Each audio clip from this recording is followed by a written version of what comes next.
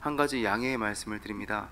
제가 새벽에는 사사기 말씀을 계속해서 보고 있는데 이야기를 하다 보니까 길게 하고 있습니다.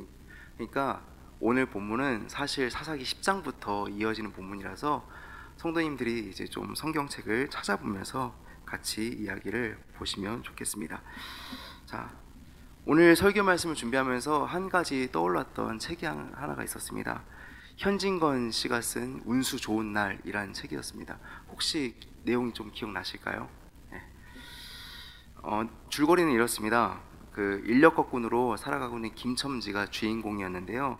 그는 열흘 넘게 돈을 구경하지도 못하고 계속해서 힘든 날들을 보내고 있었습니다. 그리고 아내는 굉장히 아픈 상태였습니다. 그래서 어느 날은 몸이 아프다고 나가지 말라는 아내를 거칠게 뿌리치고 김첨지는 일을 하기 위해 집을 나섭니다. 평소와는 다르게 이제 손님을 많이 받아서 큰 돈을 벌게 되었습니다. 하지만 그는 일을 하는 내내 불안감에 시달립니다. 돈을 벌었지만 집에 들어가기가 좀 불편했던 그는 친구를 만나서 술을 마시기까지도 합니다. 그리고 평소에 설렁탕 국물을 먹고 싶어 하던 아내를 위해서 설렁탕 국물을 사서 이제 집에 들어가게 됩니다. 그런데 그날따라 아내의 기침 소리가 들리지 않았던 겁니다. 방 안에 들어가 보니 이미 아내는 죽어 있었던 겁니다. 김첨지는 아내가 죽은 것을 확인하자 유명한 대사인 이 계집애야 왜 설렁탕을 사왔는데 먹질 못하냐 하면서 절규하는 것으로 이야기가 끝납니다. 제가 왜 이 이야기를 말씀드리냐면 오늘 입다의 상황과 김첨지의 상황이 비슷하기 때문에 그렇습니다. 먼저 입다가 등장하기 전에 이스라엘의 상황은 이랬습니다. 사사기 10장 1절부터 5절 말씀을 보면 사사 돌라와 야일에 대해서 이야기를 합니다.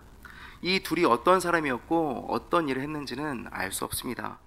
그러나 우리가 추측할 수 있는 것은 아비멜렉이 죽은 후에 혼란스러웠던 이스라엘을 이제 안정시킨 사람이라는 것을 추정할 수 있습니다. 그러나 긍정적인 평가는 아닌 것 같습니다. 사사 야일에 대해서 사사기 10장 4절에서는 이렇게 말씀합니다.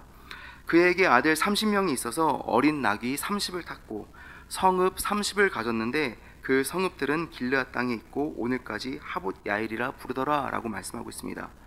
야일에 대한 설명은 이것이 전부입니다. 30명의 아들이 있었고 그 아들 30명이 나귀를 탔고 30개의 성읍을 가졌다라는 것으로 끝납니다. 나라와 민족을 구했던 지금까지의 사사와는 이야기가 다른 겁니다.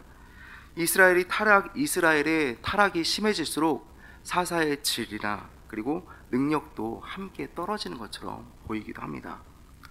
그리고 10장 6절부터는 이스라엘의 상황에 대해서 자세하게 설명하고 있습니다. 6절에서는 이렇게 말씀합니다. 이스라엘이 다시 여호와 앞에서 악을 행하여 라고 말씀합니다. 이스라엘이 행한 악들에 대해서 이제 자세히 설명하고 있는데 7절에서는 이스라엘이 하나님만을 섬긴 것이 아니라 이방의 우상을 섬기고 있었다는 것을 말씀합니다. 그 우상들의 종류도 다양합니다.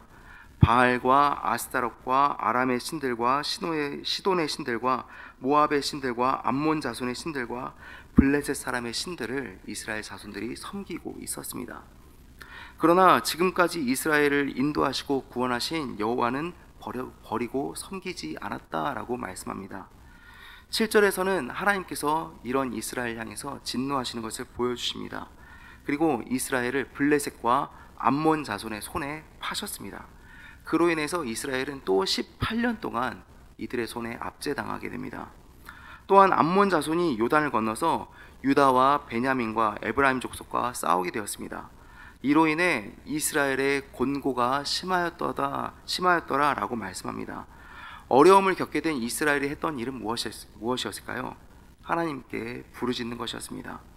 10절에서는 자신들이 저지른 죄에 대해서 정확하게 알고 또 하나님께 부르짖기 시작합니다.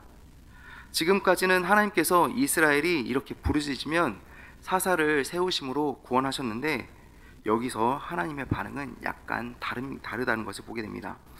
10장 11절부터 14절 말씀 보면 이스라엘의 부르짖음을 거부하시는 하나님을 보게 됩니다.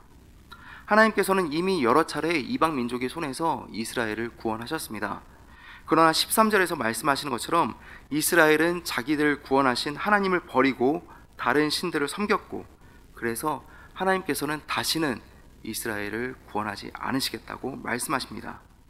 14절에서는 하나님께서 얼마나 화가 나셨는지 이스라엘 너희가 의지하는 우상에게 가서 부르짖으라고 말씀하시기까지 합니다. 그러나 하나님께서는 여전히 이스라엘을 사랑하시고 포기하지 않으시는 분이셨습니다. 하나님께서는 진노하셨지만 그럼에도 불구하고 이스라엘의 곤고로 말미암아 마음에 근심하셨습니다. 16절을 보면은 하나님께서는 다시 이스라엘을 도와주시기로 마음 먹으시는데, 이것은 이스라엘이 이방 신들을 제거했기 때문이 아니라 이스라엘을 사랑하셨기 때문에 근심하셨다라고 말씀하고 있습니다. 그리고 10장 17절과 18절에선 이제 암몬과의 싸움이 임박했음을 말씀합니다. 이런 상황에서 사사 입다가 등장하게 되는 겁니다. 이제 11장으로 넘어가면 11장 1절부터 3절에서는 사사의 입다의 등장과 배경에 대해서 말씀하고 있습니다. 11장 1절에서는 이렇게 말씀합니다. 길르앗 사람 입다는 큰 용사였으니 기생이 길르앗에게서 낳은 아들이었고, 입다는 큰 용사였지만 기생의 아들, 그 출신 성분이 확실하진 않은 사람이었구나 라는 것을 알 수 있습니다. 그리고 2절 말씀 보면 길르앗의 아내도 그의 아들들을 낳았더라. 그런데 그 아들들이 어떻게 했냐면 입다를 쫓아냅니다. 그 아내의 아들들이 자라매 입다를 쫓아내며 그에게 이르되 너는 다른 여인의 자식이니 우리 아버지의 집에서 기업을 잊지 못하리라 한지라 라는 말을 통해서 이제 입다가 쫓겨난 것을 보게 됩니다. 그래서 입다는 3절에 보면 도비라는 곳으로 가서 생활하게 됩니다. 그런데 그는 혼자서 생활한 것이 아니라 그 땅에 있던 잡류들과 함께 생활하게 됩니다. 여기서 잡류라는 사람들은 건달패라고도 볼 수 있습니다. 정리하면 입다는 창녀의 자식이었고 형제들에게는 인정받지 못하고 쫓겨나게 되었습니다. 아마도 이러한 상황들이 입다가 열등감을 가지게 만들었을 것이고 또 인정받고 싶은 열망을 가지게 만들었을 것이라 추측할 수 있습니다. 이어지는 대화에서 우리는 이것을 또한 강하게 알 수 있습니다. 4절부터 11절 말씀을 보면 입다와 장로들의 대화를 볼 수 있습니다. 그리고 거기서 입다는 그 길르앗을 다스리는 머리가 됩니다. 암몬 자손과 이스라엘이 싸우려 할 때 길르앗 장로들이 입다를 찾아와서 도움을 청합니다. 그래서 6절 말씀을 보면 입다에게 이르되 우리가 암몬 자손과 싸우려 하니 당신은 와서 우리의 장관이 되라 하니라고 말씀하고 있습니다. 그런데 이 부탁을 입다가 거절합니다. 거절한 이유는 이것입니다. 나를 쫓아낼 때는 언제고 어려움이 생기니까 이제 와서 나에게 도움을 요청하는 겁니까? 라는 말로 거절하는 겁니다. 8절 말씀에서는 장로들이 다시 회유하는데 여기서 말이 살짝 바뀌는 것을 보게 됩니다. 8절 말씀 보면 이제 우리가 당신을 찾아온 것은 우리와 함께 가서 암몬 자손과 싸우게 하려 함이니 그러면 당신이 우리 길르앗 모든 주민의 머리가 되리라 하매라고 말씀합니다. 6절 말씀에서는 장관, 지휘관이었는데 8절 말씀에서는 모든 주민의 머리, 즉 통치자가 될 것을 약속하고 있는 겁니다. 그래서 이제 입다가 여기에 마음을 돌리게 됩니다. 9절과 10절 말씀에서는 입다가 이렇게 다시 한번 확인합니다. 너희의 머리가 되겠느냐라고 확인하고 장로들은 그렇게 될 것이다 라고 확답을 합니다. 그리고 11절 말씀에서는 입다가 길르앗 사람들의 머리와 장관이 되었음을 보게 됩니다. 형제들로부터 쫓겨났던 그 한 사람이 다시 화려하게 복귀하게 된 것입니다. 그가 그토록 바라던 사람들의 인정과 명예와 권력을 얻게 된 것입니다. 이제 입다는 암몬과 싸워야 합니다. 이제 12절부터 28절 말씀에서는 입다가 암몬 사람들과 대화를 하는 것을 보게 됩니다. 대화를 통해서 협상을 하려 했지만 그 협상이 결렬됩니다. 그리고 29절부터 33절 말씀까지를 보면은 입다가 서원하고 승리하는 모습을 보게 됩니다. 29절 말씀은 이렇습니다. 이에 여호와의 영이 입다에게 임하시니 입다가 길르앗과 므낫세를 지나서 길르앗의 미스베에 이르고 길르앗의 미스베에서부터 암몬 자손에게로 나아갈 때라고 말씀합니다. 하나님의 영이 아직 싸움을 시작하지도 않은 입다에게 임하셨습니다. 입다는 이제 싸우기만 하면 되는 겁니다. 그런데 입다가 여기서 한 가지 행동을 합니다. 30절 말씀입니다. 그가 여호와께 서원하여 이르되 주께서 과연 암몬 자손을 내 손에 넘겨주시면 31절입니다. 내가 암몬 자손에게서 평안히 돌아올 때에 누구든지 내 집 문에서 나와서 나를 영접하는 그는 여호와께 돌릴 것이니 내가 그를 번제물로 드리겠나이다 하니라 라고 말씀하고 있습니다. 여호와께서 원하시지 않았지만 입다는 자기 스스로가 서원을 하나님과 약속한 것이었습니다. 여기서 서원은 하나님께 무엇을 하겠다거나 일정 기간 동안 하지 않겠다고 자발적으로 약속하는 것을 말합니다. 서원은 보통 하나님께 도우심을 받기 위해서나 하나님께서 베풀어 주신 은혜에 감사하기 위해서 하나님과 스스로 약속을 하는 것을 말합니다. 서원은 자발적으로 하는 겁니다. 그리고 서원을 하지 않는 것이 죄가 되진 않았지만 서원을 했다면 반드시 그 약속을 지켜야 했고, 또 만약에 그것을 실행하지 못할 때는 화목제, 속건제를 드려서 용서받아야 했습니다. 서원은 하나님께 헌신할 수 있는 더 좋은 기회가 될 수 있지만 하나님을 향한 것이기 때문에 함부로 해서는 안 됐습니다. 왜냐하면 서원을 이행하지 않은 것만으로도 죄가 될 수 있었기 때문입니다. 정리하면 서원은 하나님과 약속하는 것이기 때문에 굉장히 신중하게 결정하고 또 해야 했습니다. 그러나 입다는 깊이 생각하지 않고 하나님과 약속을 한 것입니다. 그렇다면 입다는 왜 굳이 서원을 했을까요?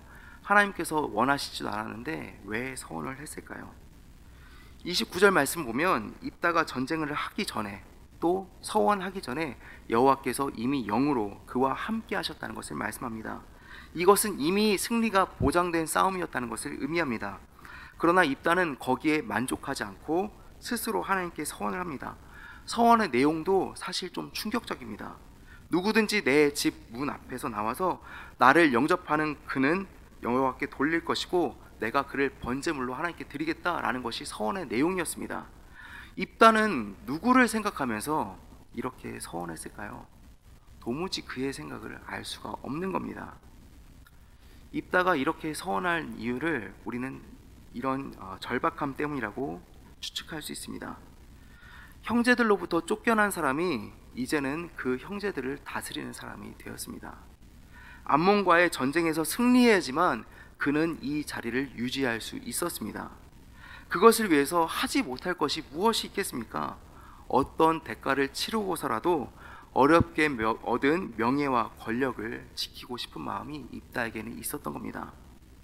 그 상황의 머릿속에 떠오르는 것은 어떤 대가를 치르면 완전한 승리를 얻을 것이다 라는 생각이 있었던 겁니다. 당시 우상 숭배에 젖어 있던 사람들의 생각이 그러했던 겁니다. 서원의 내용도 충격적이었습니다. 사람을 번제물로 드리겠다는 것은 인신제사와 같은 겁니다. 지금까지 하나님께서는 이러한 제물을 요구하신 적도 없었고 또 이것을 혐오하셨고 금지하셨습니다. 그러나 우상들은 달랐습니다. 인신제사가 당연하게 여겨졌던 겁니다. 입다는 여기에 영향을 받았던 겁니다. 이 당시에 사람들이 가지고 있었던 우상 숭배에 대한 생각을 입다도 가지고 있었던 겁니다. 정리하면 이런 겁니다. 입다가 가지고 있던 절박함이 당시 사람들이 가지고 있던 하나님의 잘못된 이해로 이어졌고 그러한 생각이 승리를 비극으로 이끌게 되었던 겁니다. 입다는 승리가 보장되어 있었던 것처럼 큰 승리를 거두게 됩니다. 그리고 입다가 자신의 집에 들어갈 때에 가장 먼저 그를 맞이했던 사람은 그의 무남동녀 딸이었습니다. 승리가 입다에게는 비극이 된 것입니다. 이 장면을 11장 35절에서는 이렇게 말씀합니다. 입다가 이를 보고 자기의 옷을 찢으며 이르되 어찌할꼬 내 딸이요 너는 나를 참담하게 하는 자요 너는 나를 괴롭게 하는 자 중에 하나로다. 내가 여호와를 향하여 입을 열었으니 능히 돌이키지 못하리로다 하니 라고 말씀합니다. 딸은 아버지의 서원을 그대로 받아들입니다.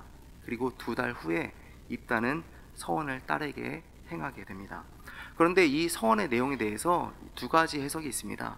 첫 번째는 입다가 말한 대로 정말로 그 딸을 번제물로 바쳤다라고 보는 시각이 있고, 두 번째로 보는 시각은 하나님께서 이것을 원하시지 않았기 때문에 결혼하지 못한 채로 성전에서 평생 동안 봉사했을 것이다 라고 추측하는 것도, 그런 시각도 있습니다. 그러나 어떤 것이 정확한지 우리는 정확히는 알 수 없습니다. 아무튼간 입다의 잘못된 경솔한 서원으로 인해서 그의 가족이 굉장히 아픈 상황에 몰렸다는 것만은 확실하게 알 수 있는 겁니다. 이야기는 여기서 끝나지 않습니다. 12장으로 넘어가면 입다의 승리로 또 한 가지 비극이 일어나게 됩니다. 에브라임 지파와 내전이 일어나게 된 것입니다. 12장 1절 말씀을 보면 에브라임 사람들이 또 입다에게 와서 시비를 걸기 시작합니다. 에브라임 사람들이 모여 북쪽으로 가서 입다에게 이르되 내가 암몬 자손과 싸우러 건너갈 때 어찌하여 우리를 불러 너와 함께 가게 하지 아니하였느냐? 우리가 반드시 너와 내 집을 불사르리라 하니, 입다가 이 사람들을 불렀습니다. 그런데 그 부르심에 이 에브라임이 응하지 않았던 겁니다. 그런데 이제 와서 이렇게 시비를 걸고 있는 겁니다. 그래서 이제 에브라임과 입다가 싸우게 됩니다. 그리고 입다가 승리하게 됩니다. 그리고 입다가 승리하면서 에브라임 사람들을 나중에 학살하게 되는데, 여기서도 이제 발음을 가지고 에브라임 사람들을 구분하기 시작합니다. 요단강 나루터에서 도망치려는 에브라임 사람들을 어떻게 구분했냐면 쉿볼렛과 십볼렛으로 구분하는 겁니다. 쉿볼렛은 그 강가, 곡식, 이삭이라는 뜻을 가지고 있는데, 요단강 나루에서 쉿볼렛이라는 발음을 할 수 있으면 에브라임 사람이 아니었고, 쉿볼렛이란 발음을 하지 못하고 십볼렛이라고 하면 에브라임 사람으로 간주해서 그들을 죽였다라고 말하는 겁니다. 여기서 이렇게 죽은 에브라임 지파가 42,000명이라고 말씀하고 있습니다. 그리고 나서 이 일이 있은 후에 입다도 죽고 사사 입다의 이야기가 마무리가 되는 겁니다. 그런데 여기서 한 가지 또 주의 깊게 봐야 할 사실이 있습니다. 지금까지는 사사들의 죽음 이후에 공통적으로 나타났던 말씀이 이 땅이 몇 년 동안 평온하였더라 라는 말씀이었는데, 여기서부터는 이제 이 말씀도 나오지 않습니다. 이제 이 땅에는 평안이 없고 혼란만 가득하게 된 것입니다. 이스라엘과 사사의 타락은 점점 더 심해지게 됩니다.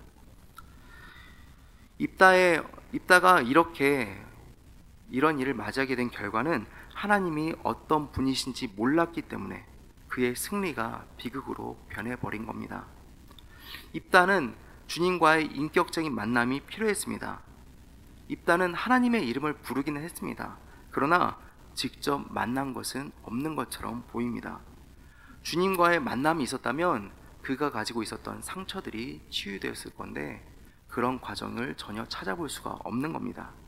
또 입다에게서는 주님과의 인격적인 교제도 찾아볼 수 없었습니다.